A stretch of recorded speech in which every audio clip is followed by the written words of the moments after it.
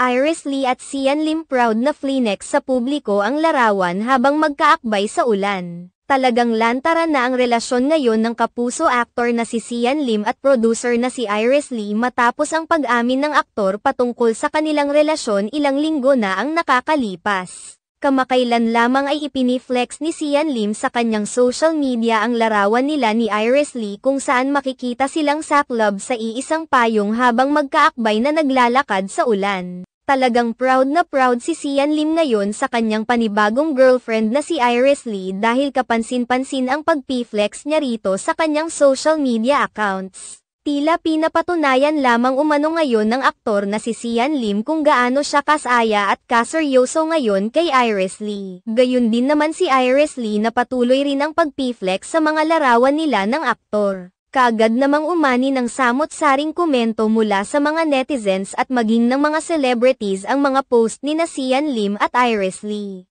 May mga nag-congratulate sa dalawa dahil sa ipinapakita nilang sweetness sa isa't isa. May mga nagpahayag rin ng kanilang kasiyahan para kay Sian Lim dahil nakamove on na ito sa naging hiwalayan nila ni Kim Chiu noong nakaraang taon. Sa kabilang banda, hindi naman napigilan ng ibang mga netizens na batikusin si Sian Lim dahil naging hayagan na umano ang pagpapakita nito kung gaano niya tinraidor si Kim Chiu.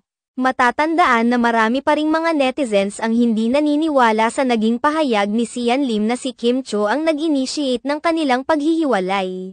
Bagamat nilinaw na rin ni Sian Lim na hindi naging third party si Iris Lee, marami pa rin ang naniniwalang kahit hindi pa magkarelasyon noon ang dalawa at opisyal na nagdi-date ay nagkakalapit na ang mga ito. Kung totoo mang si Kim Chiu ang nakipaghiwalay kay Sian Lim, tiyak may malaking dahilan ang aktres at tila hinintay rin lang naman ni Sian Lim na hiwalayan siya ni Kim Chiu upang mapersona niya si Iris Lee.